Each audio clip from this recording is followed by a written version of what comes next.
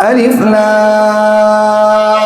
را تلك آيات الكتاب المبين إنا أنزلناه قرآنا عربيا لعلكم تعقلون نحن نقص عليك أحسن القصص بما أوحينا إليك هذا القرآن وإن كنت من قبله لمن الغافلين إذ قال يوسف لأبيه يا أبت إني رأيت 11 كوكبا والشمس والقمر رأيتهم لي ساجدين قال يا بني لا تقصص رؤياك على إخوتك فيكيدوا لك كيدا إن الشيطان للإنسان عدو مبين وكذلك يجتبيك ربك ويعلمك من تأويل الأحاديث ويتم نعمته عليك وعلى آل يعقوب كما أتمها على أبويك من قبل إبراهيم وإسحاق إن ربك عليم حكيم لقد كان في يوسف وإخوته آيات للسائلين إذ قالوا ليوسف وأخوه أحب إلى أبينا منا ونحن عصبة إن أبانا لفي ضلال مبين اقتلوا يوسف أو اطرحوه أرضا يخل لكم وجه أبيكم وتكونوا من بعده قوما صالحين قال قائل منهم لا تقتلوا يوسف وألقوه في غيابة الجب يلتقطه بعض السيارة إن كنتم فاعلين قالوا يا أبانا ما لك لا تأمنا على يوسف وإنا له لناصحون أرسله معنا غدا يرتع ويلعب وإنا له لحافظون قال إني ليحزنني أن تذهبوا به وأخاف أن يأكله الذئب وأنتم عنه غافلون قالوا لئن أكله الذئب ونحن عصبة إنا إذا لخاسرون فلما ذهبوا به وأجمعوا أن يجعلوه في غيابة الجب وأوحينا إليه لتنبئنهم بأمرهم هذا وهم لا يشعرون وجاءوا أباهم عشاء يبكون قالوا يا أبانا إنا ذهبنا نستبق وتركنا يوسف عند متاعنا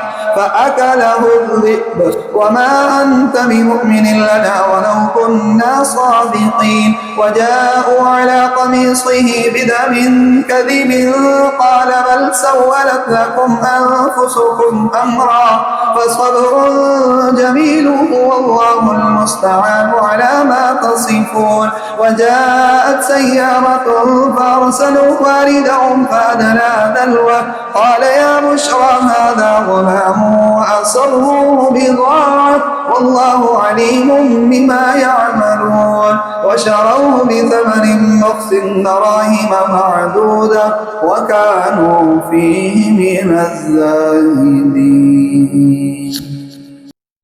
وقال الذي اشتراه من مصر لامرأته يكرمي مثواه عسى أن ينفعنا أو نتخذه ولدا وكذلك مكنا ليوسف في الأرض ولنعلمه من تأويل الأحاديث والله غالب على أمره ولكن أكثر الناس لا يعلمون ولما بلغ أشده آتيناه حكما وعلما وكذلك نجزي المحسنين وراودته التي هو في بيتها عن نفسه وغلقت الأبواب وقالت هيت لك قال معاذ الله إنه ربي أحسن مثواي إنه لا يفلح الظالمون ولقد همت به وهم بها لولا أن رأى برهان ربي كذلك لنصرف عنه السوء والفحشاء إنه من عبادنا المخلصين واستبق الباب وقدت قميصه من دبر وألف يا سيدها لدى الباب قالت ما جزاء من أراد بأهلك سوءا إلا أن يسجن أو عذاب أليم. قال هي راودتني عن نفسي وشهد شاهد من أهلها إن كان قميصه قد من قبل فصدقت وهو من الكاذبين وإن كان قميصه قد من دبر فكذبت وهو من الصادقين. فلما رأى قميصه قد من دبر قال إنه من كيدكن إن كيدكن عظيم.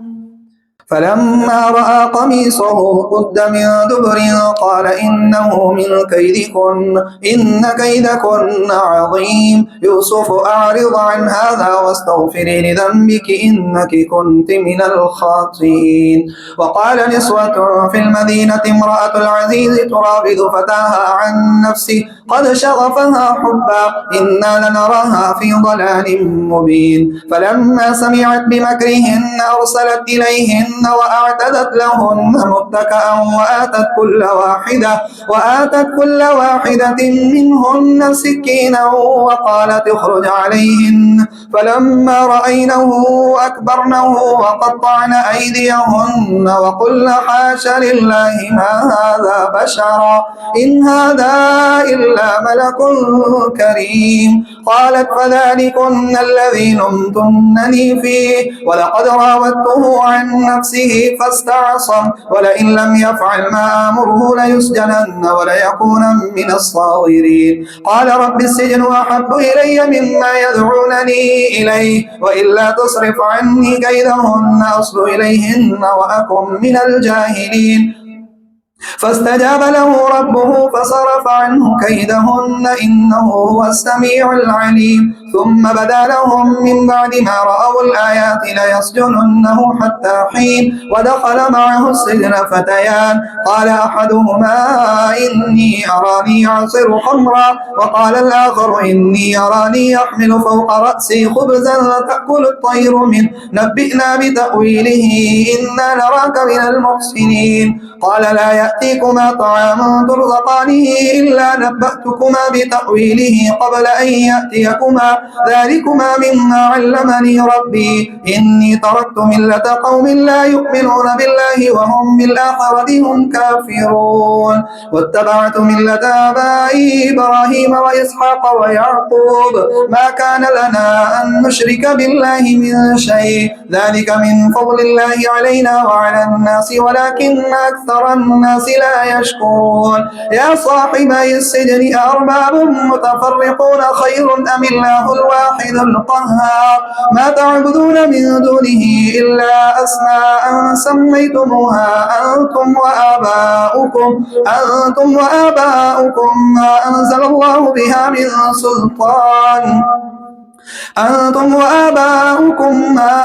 الله بها من سلطان إن الحكم إلا لله أمر أن لا تعبدوا إلا إياه ذلك الدين القيم ولكن أكثر الناس لا يعلمون. يا صاحبي السجن أما أحدكما فيسقي ربه خمرا وأما الآخر فيسلب فتأكل الطير من رأسه قضي الأمر الذي فيه تستفتيان.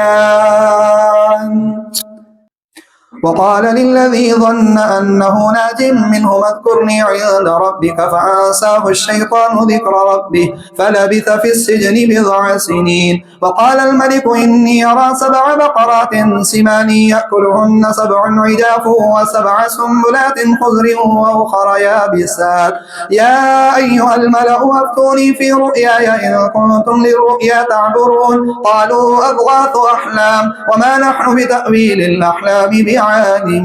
وقال الذي نجا منهما وادكر بعد أمة أنا أنبئكم بتأويله فأرسلون. يوسف أيها الصديق أفتنا في 7 بقرات سمان يأكلهن 7 عجاف و7 سنبلات خضر وأخر يابسات لعلي يرجع إلى الناس لعلهم يعلمون.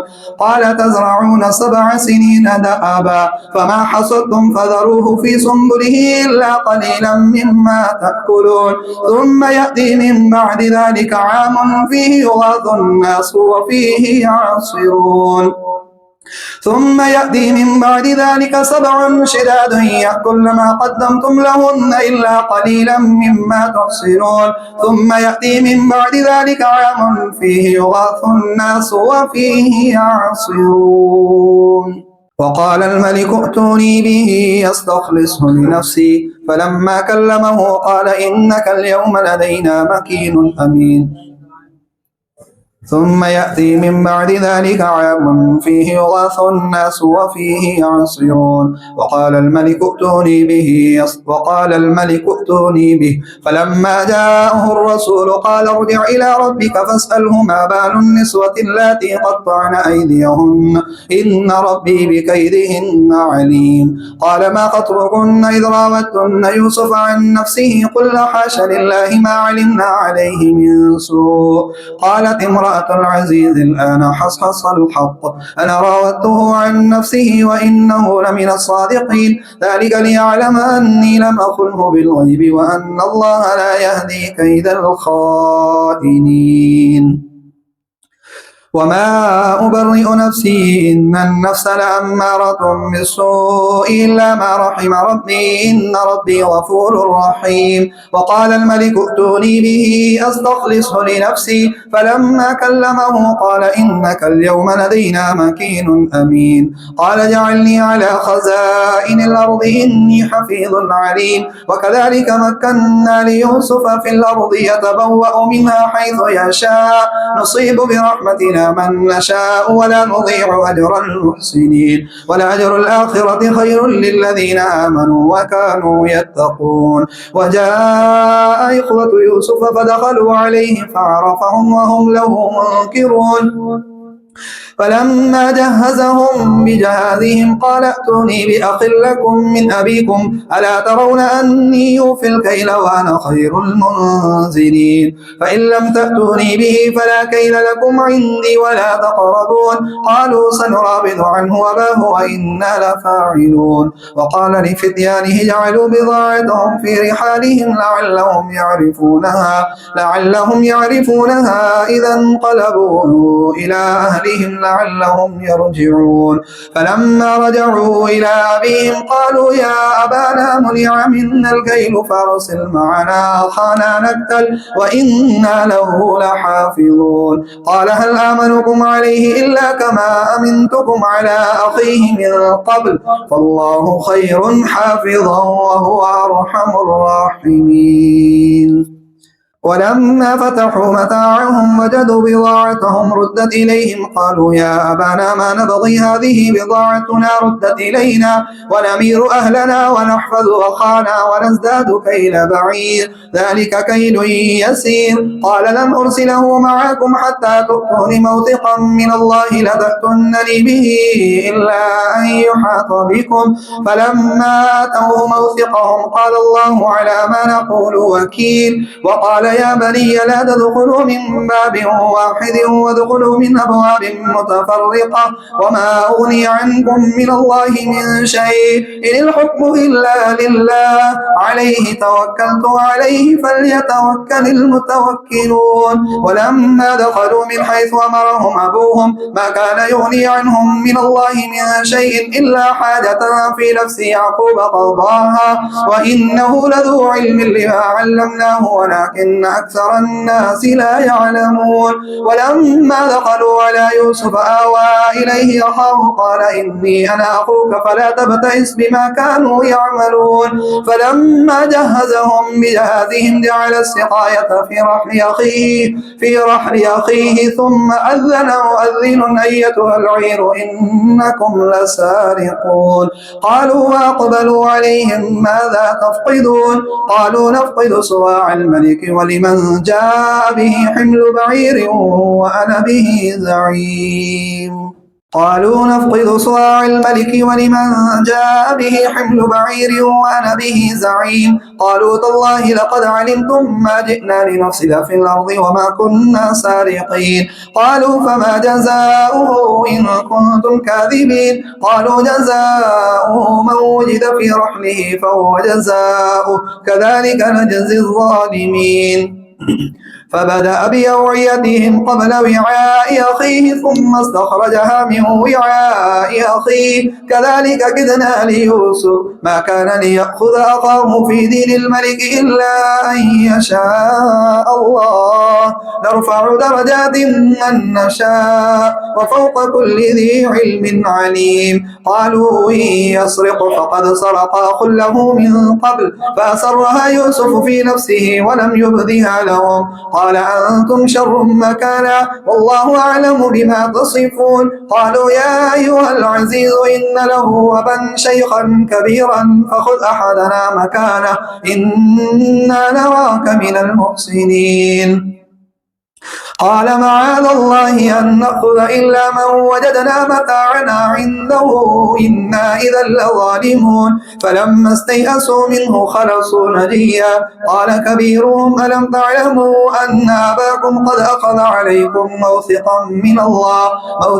من الله ومن قبل ما فرطتم في يوسف فلن أبرح الأرض حتى يأذن لي أبي أو يحكم الله لي وهو خير الحاكمين ارجعوا إلى أبيكم فقولوا يا أبانا إن ابنك سرق وما شهدنا إلا بما علمنا وما كنا للغيب حافظين واسأل القرية التي كنا فيها والعير التي قبلنا فيها وإنا لصادقون قال بل سولت لكم أنفسكم أمرا فصبر جميل عسى الله أن يأتيني بهم جميعا إنه هو العليم الحكيم وتولى عنهم وقال يا أسفا على يوسف وابيضت عيناه من الحزن فهو كظيم قالوا تالله تفتأ تذكر يوسف حتى تكون حرضا أو تكون من الهالكين قال إنما أشكو بثي وحزني إلى الله وأعلم من الله ما لا تعلمون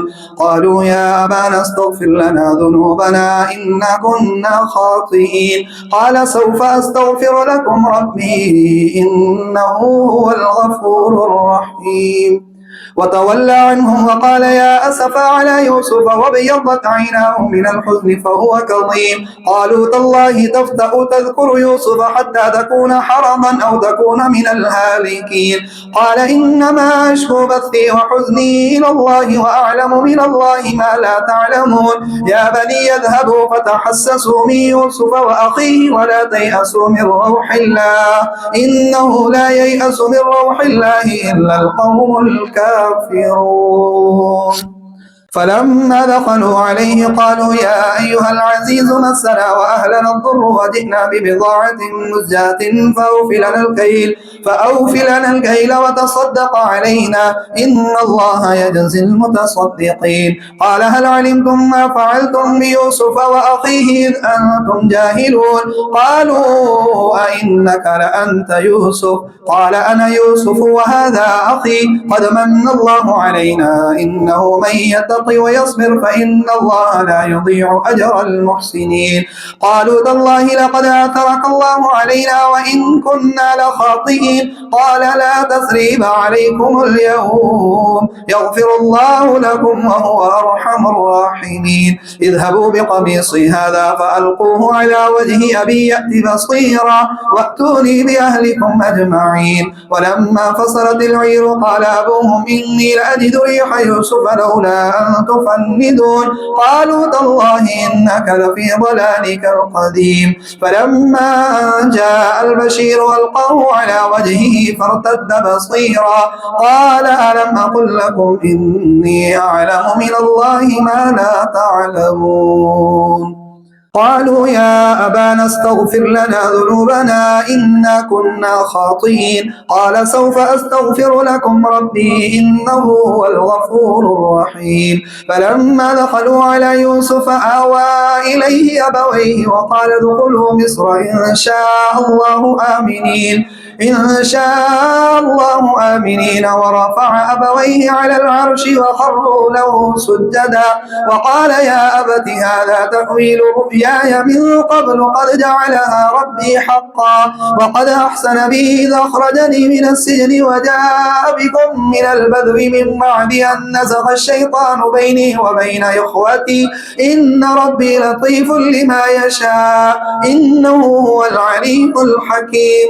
ربي قد آتيتني من الملك وعلمتني من تأويل الأحاديث فاطر السماوات والأرض أنت ولي في الدنيا والآخرة توفني مسلما وألحقني بالصالحين. ذلك من أنباء الغيب نوحيه إليك وما كنت لديهم إذ أجمعوا أمرهم وهم يمكرون وما أكثر الناس ولو حرصت بمؤمنين وما تسألهم عليه من أجر إن هو إلا ذكر للعالمين. وكأي من آية في السماوات والأرض يمرون عليها وهم عنها معرضون وما يؤمن أكثرهم بالله إلا وهم مشركون. أفأمنوا أن تأتيهم غاشية من عذاب الله أو تأتيهم الساعة بغتة وهم لا يشعرون. قل هذه سبيلي يدعو إلى الله على بصيرة أنا ومن اتبعني وسبحان الله وما أنا من المشركين.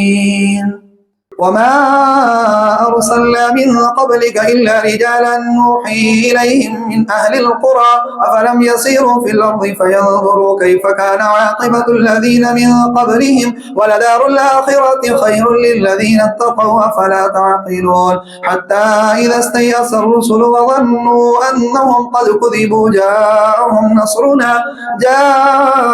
نصرنا فنجي من نشاء ولا يرد بأسنا عن القوم المجرمين.